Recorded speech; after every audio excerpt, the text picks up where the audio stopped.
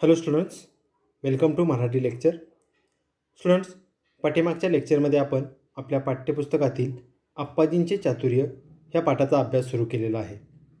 आप्पाजींचे चातुर्य ह्या पाठामध्ये आप्पाजी कठीण वाटणारे कोणतेही काम आपल्या चतुराईच्या साहाय्याने कशाप्रकारे सहज करून दाखवतात याबद्दलची माहिती 2 कथांच्या साहाय्याने सांगितलेली आहे. त्या 2 कथांमधील पहिल्या कथेचा आपण अभ्यास केलेला आहे. आज आपण दुसऱ्या कथेचा अभ्यास करणार आहोत. सर्वात प्रथम आपण त्या कथेचे वाचन करून घेणार आहोत. आप्पाजींची आणखी एक परीक्षा घ्यावी असे कलिंगच्या राजाला वाटले. त्याने एकसारख्या दिसणाऱ्या 3 मूर्ती मागवल्या व म्हणाले, या 3ही मूर्ती दिसायला सारख्या असल्या तरी यातली एक मूर्ती निकृष्ट आहे, दुसरी मध्यम दर्जाची आहे आणि तिसरी उत्कृष्ट आहे. या सारख्या दिसणाऱ्या 3 मूर्तीमधील उत्कृष्ट कोणती ते मला सांगा. त्यांच्यामधील फरक इतर कोणालाही ओळखता येईना. आप्पाजी म्हणाले, मी सांगतो फरक. त्यांनी एक लवचिक तार घेतली. ती एका मूर्तीच्या कानात घातली. तेथून ती तार मूर्तीच्या तोंडातून बाहेर पडली. आप्पाजी म्हणाले, ही निकृष्ट मूर्ती. नंतर आप्पाजींनी ती तार दुसऱ्या मूर्तीच्या कानात घातली. ती तार त्या मूर्तीच्या दुसऱ्या कानातून बाहेर पडली. आप्पाजी म्हणाले, ही मध्यम दर्जाची मूर्ती. तिसऱ्या मूर्तीवरही आप्पाजींनी हाच प्रयोग केला. त्या मूर्तीच्या कानात घातलेली तार तिच्या तोंडातून वा दुसऱ्या कानातून कोठूनच बाहेर पडली नाही. आप्पाजी म्हणाले, ही उत्कृष्ट मूर्ती. आप्पाजींनी कलिंग राजाला त्याच्या प्रश्नाचे उत्तर दिले. आपण मागवलेल्या मूर्तीपैकी एका मूर्तीच्या कानात घातलेली तार तिच्या तोंडातून बाहेर पडली, ती निकृष्ट मूर्ती. एखादा माणूस ज्या अफवा ऐकतो त्याचा खरेखोटेपणा पडताळून न पाहता जर तो त्या दुसऱ्यांना सांगू लागला तर त्याचे व समाजाचेही हित होत नाही. या मूर्तीचा असा अर्थ होतो. दुसऱ्या मूर्तीच्या एका कानातून घातलेली तार त्या मूर्तीच्या दुसऱ्या कानातून बाहेर पडली. ही मध्यम प्रतीची मूर्ती. एखाद्या माणसाने अफवा ऐकली आणि ती दुसऱ्या कानाने सोडून दिली तर त्यात समाजाचे हितही होत नाही आणि नुकसानही होत नाही. हा दुसऱ्या मूर्तीचा अर्थ. तिसऱ्या मूर्तीच्या कानात घातलेली तार तेथेच अडून राहिली. ही तिसरी उत्कृष्ट मूर्ती. अफवा ऐकल्यानंतर जो माणूस दुसऱ्या कानाने ती सोडून देत नाही किंवा लगेच ती दुसऱ्याला सांगत नाही तर तिच्या खरेखोटेपणाची खात्री करून घेतो आणि आपण काय ऐकले ते पुराव्याशिवाय सांगत नाही, तो माणूस उत्तम. हा तिसऱ्या मूर्तीचा अर्थ होय. कलिंगच्या राजाला आप्पाजींचे उत्तर मिळाले. आप्पाजींनी 3ही मूर्तीचा दर्जा ओळखल्याने राजा संतुष्ट झाला. त्याने आप्पाजींचे व कृष्णदेवरायांचे अभिनंदन केले. ओके, तर अशा प्रकारे दुसऱ्या कथेमध्ये राजाने आप्पाजींची कशाप्रकारे परीक्षा घेतली याबद्दलची माहिती सांगितलेली आहे. आता आपण या कथेचा सविस्तर अर्थ पाहणार आहोत. आप्पाजींची आणखी एक परीक्षा घ्यावी असे कलिंगच्या राजाला वाटले. जसं की आपण पाठीमागच्या कथेमध्ये पाहिलं की कलिंगच्या राजाला माहीत होतं की आप्पाजी कसे आहेत, खूप चतुर आहेत आणि म्हणून त्यांची परीक्षा घेण्यासाठी त्यांनी काय केलं होतं तर कोबी पाठवायला सांगितलेलं होतं आणि ती जी कोबी होती ती ताजी कोबी आप्पाजींनी आपल्या चतुराईच्या साहाय्याने कलिंगच्या राजाला पाठवलेली होती. पुन्हा एकदा कलिंगच्या राजाला असं वाटलं की खरंच अजून एकदा आपण काय करावे की हे जे आप्पाजी आहेत त्या आप्पाजींची परीक्षा घ्यावी. त्याने एकसारख्या दिसणाऱ्या 3 मूर्ती मागवल्या व म्हणाले, या 3ही मूर्ती दिसायला सारख्या असल्या तरी यातील एक मूर्ती निकृष्ट आहे, दुसरी मध्यम दर्जाची आहे आणि तिसरी उत्कृष्ट आहे.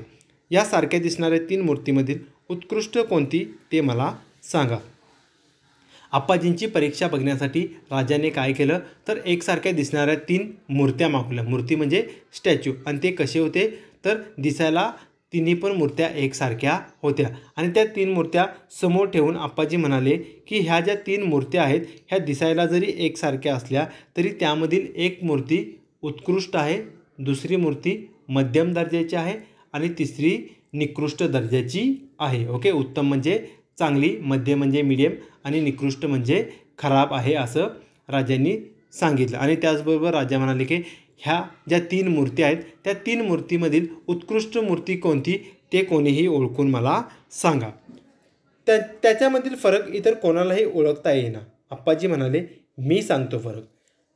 ह्या मूर्तीमधील उत्कृष्ट मूर्ती कोणती आहे असं ओळखायला जेव्हा राजाने सर्व लोकांना सांगितलं तेव्हा उत्कृष्ट मूर्ती कोणती हे कोणाला सांगता येत नव्हते. आणि त्याच वेळेस आप्पाजी तेथे गेले आणि आप्पाजी म्हणाले की यामधील उत्कृष्ट मूर्ती कोणती हे काय करतो मी तुम्हाला सांगतो. यातला जो फरक आहे, यातला जो डिफरन्स आहे तो काय करतो मी तुम्हाला सांगतो. आप्पाजींनी एक लवचिक तार घेतली. लवचिक म्हणजे फ्लेक्झिबल, तार म्हणजे वायर. ती एका मूर्तीच्या कानात घातली. तेथून ती तार मूर्तीच्या तोंडातून बाहेर पडली. आप्पाजींनी त्यांचं चातुर्य, त्यांची हुशारी कशी दाखवली तर आप्पाजींनी काय केलं, त्याच्या मूर्ती होत्या त्या मूर्तींच्या जवळ गेले आणि त्यांनी एक फ्लेक्झिबल वायर घेतली आणि वायर घेऊन काय केलं तर त्या मूर्तीच्या कुठे घातली तर तोंडात घातली, कानात घातली. आणि कानात घातलेली जी तार होती ती तार कुठून बाहेर आली तर कानात घातलेली तार तोंडातून बाहेर आली. जेव्हा ती तार तोंडातून बाहेर आली तेव्हा आप्पाजी म्हणाले की ही कोणती मूर्ती आहे, निकृष्ट मूर्ती आहे असं आप्पाजी म्हणाले. नंतर आप्पाजींनी ती तार दुसऱ्या मूर्तीच्या कानात घातली.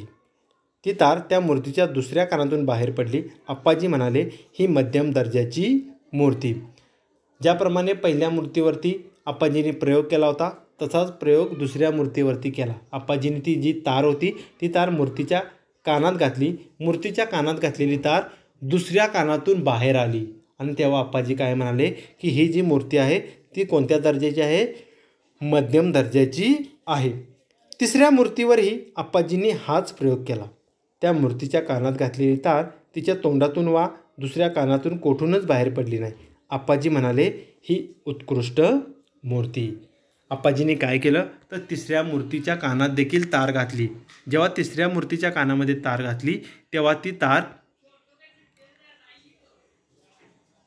दुसऱ्या कानातून त्याचबरोबर तोंडातून बाहेर न पडता ती तार काय झाली तर तिथेच अडकून बसली, ती कुठूनच बाहेर आली नाही. आणि जेव्हा ती तार कुठूनच बाहेर आली नाही तेव्हा आप्पाजी म्हणाले की ही जी तिसरी मूर्ती आहे ती तिसरी मूर्ती कशी आहे, उत्कृष्ट मूर्ती आहे. आणि त्याचबरोबर पहिली मध्यम दर्जाची, नंतर निकृष्ट दर्जाची आणि ही उत्कृष्ट मूर्ती कशाप्रकारे आप्पाजींनी ओळखलं ह्याबद्दलचं त्यांनी काय केलं, एक्सप्लेनेशन केलं. आणि आप्पाजी काय म्हणाले तर आप्पाजींनी कलिंग राजाला त्याच्या प्रश्नाचे उत्तर दिले. उत्तर कसे दिले तर आपण मागवलेल्या मूर्तींपैकी एका मूर्तीच्या कानात घातलेली तार तिच्या तोंडातून बाहेर पडली, ती निकृष्ट मूर्ती. कारण एखादा माणूस ज्या अफवा ऐकतो त्याचा खरेखोटेपणा पडताळून न पाहता जर तो त्या दुसऱ्यांना सांगू लागला तर त्याचे व समाजाचेही हित होत नाही असा या मूर्तीचा अर्थ होतो. आप्पाजी काय म्हणाले तर ज्यावेळेस आपण काय करतो, एखादी अफवा म्हणजे रुमर, ओके, जेव्हा आपण खोटी बातमी ऐकतो आणि अशी जी खोटी बातमी असते ती खोटी बातमी खरी आहे का, खरंच खोटी आहे याची काय करत नाही, आपण पडताळणी करत नाही. आणि त्याचा खरे खोटापणा जो असतो तो काय करत नाही, तो तपासून बघत नाही. आणि असा तपासून न बघता आपण काय करतो तर दुसऱ्याला सांगतो. खोट्या बातम्या आपण काय करतो, दुसऱ्याला सांगतो. आणि असा जो व्यक्ती असतो अशा व्यक्तींच्यामुळे काय होतं तर समाजाचेही हित होत नाही आणि त्या व्यक्तीचे देखील हित होत नाही. याचाच अर्थ काय तर याच्यामधून आपण काय शिकलं पाहिजे, जर एखादी गोष्ट कोणी आपल्याला सांगितली तर त्या गोष्टीवरती आपण विश्वास न ठेवता ती गोष्ट खरी आहे का की खोटी आहे याबद्दलचं काय केलं पाहिजे, खात्री केली पाहिजे. आणि तेव्हाच ती आपण दुसऱ्याला सांगितली पाहिजे. नाहीतर त्याच्यामुळे काय होतं, अशा जर खोट्या बातम्या आपण एकमेकाला सांगायला लागलो तर त्याच्यामुळे स्वतःचेही नुकसान होते आणि समाजाचेही नुकसान होते असा अर्थ आप्पाजींनी सांगितला. दुसऱ्या मूर्तीच्या एका कानातून घातलेली तार त्या मूर्तीच्या दुसऱ्या कानातून बाहेर पडली. ही मध्यम प्रतीची मूर्ती. एखाद्या माणसाने अफवा ऐकली आणि ती दुसऱ्या कानाने सोडून दिली तर त्यात समाजाचे हितही होत नाही आणि नुकसानही होत नाही. हा दुसऱ्या मूर्तीचा अर्थ. दुसऱ्या मूर्तीचा अर्थ आप्पाजींनी काय सांगितला तर एखाद्या व्यक्तीने जर एखादी गोष्ट ऐकली आणि ती ऐकलेली गोष्ट जर दुसऱ्या कानाने जर सोडून दिली तर त्याच्यामुळे आपल्या समाजाचे, आपल्या सोसायटीचे हित म्हणजे चांगला फायदा देखील होत नाही किंवा त्याचं नुकसान देखील होत नाही. हा दुसऱ्या मूर्तीचा अर्थ. याचा अर्थ काय तर आपण जर एखादी अफवा रुमर ऐकला असेल तर आपण काय केलं पाहिजे तर दुसऱ्या कानातून सोडून दिली नाही पाहिजे, त्याच्यावरील काहीतरी विचार केला पाहिजे. ती गोष्ट खरी आहे का खोटी आहे याच्याबद्दलची खात्री करायला पाहिजे. आपण जर एका कानाने ऐकून दुसऱ्या कानाने सोडून दिली तर त्याचं काय होणार नाही, आपल्याला फायदाही होणार नाही आणि नुकसानही होणार नाही, असा दुसऱ्या मूर्तीचा अर्थ आप्पाजींनी सांगितला. तिसऱ्या मूर्तीच्या कानात घातलेली तार तेथेच अडून राहिली. ही तिसरी उत्कृष्ट मूर्ती. आप्पाजी काय म्हणाले की ही जी तिसरी मूर्ती होती त्या मूर्तीच्या कानात घातलेली तार कुठूनच बाहेर आली नाही, तर तिथे काय झाली, ती तिथेच अडून राहिली, म्हणजे तिथेच अडकून राहिली. आणि तिथेच अडकून राहिल्यामुळे ती कोणती मूर्ती होती, तर उत्कृष्ट दर्जाची मूर्ती होती. आणि त्याचं कारण काय सांगितलं, तर आप्पाजी म्हणतात की अफवा ऐकल्यावर जो माणूस दुसऱ्या कानाने ती सोडून देत नाही किंवा लगेच ती दुसऱ्याला सांगत नाही, तर तिच्या खरे खोटेपणाची खात्री करून घेतो आणि आपण काय ऐकले ते पुराव्याशिवाय सांगत नाही, तो माणूस उत्तम. हा तिसऱ्या मूर्तीचा अर्थ. तिसऱ्या मूर्तीचा अर्थ किती चांगला आप्पाजींनी सांगितला आहे बघा.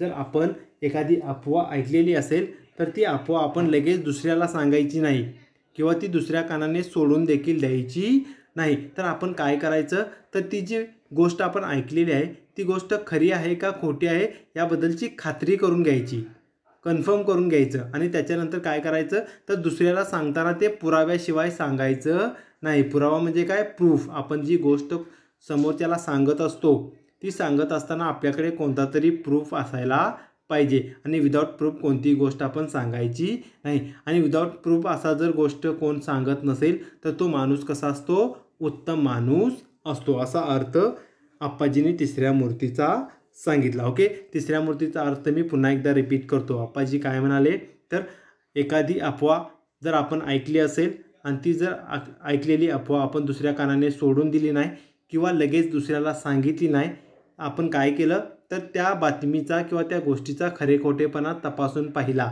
आणि तपासून पाहिल्यानंतर पुराव्याशिवाय जर आपण कुणाला सांगत नसेल तर आपण कसे ठरतो, उत्तम माणूस, उत्तम व्यक्ती ठरतो. असा हा तिसऱ्या मूर्तीचा अर्थ आप्पाजींनी सांगितला. कलिंगच्या राजाला आप्पाजींचे उत्तर मिळाले आणि अशा प्रकारे कलिंगच्या राजाने जी परीक्षा घ्यायची ठरवली होती आप्पाजींची, आणि त्या परीक्षेमध्ये काय झालं, तर आप्पाजी पुन्हा एकदा काय झाले, पास झाले. आणि कलिंगच्या राजाला जे उत्तर अपेक्षित होतं ते उत्तर कलिंगच्या राजाला आप्पाजीने दिलं. आप्पाजींनी तीनही मूर्तीचा दर्जा ओळखल्याने राजा संतुष्ट झाला. आणि अशा प्रकारे काय झालं, तर आप्पाजींनी त्या ज्या तीन मूर्त्या होत्या त्या मूर्त्यांचा दर्जा ओळखल्यामुळे राजा काय झाला, संतुष्ट म्हणजे सॅटिस्फाय झाला. आणि असं झाल्यामुळे काय केलं, तर त्याने आप्पाजींचे व कृष्णदेवरायांचे अभिनंदन देखील केले. ओके, तर अशा प्रकारे राजाने जेव्हा आप्पाजींची परीक्षा घेण्याचे ठरवले तेव्हा आप्पाजींनी कशा प्रकारे त्या परीक्षेला सामोरे जाऊन योग्य उत्तर दिले याबद्दलचे वर्णन दुसऱ्या कथेमध्ये सांगितलेले आहे. ओके, तर आता आपण नेक्स्ट लेक्चरमध्ये ह्या पाठाच्या प्रश्न उत्तराबद्दल चर्चा करणार आहोत.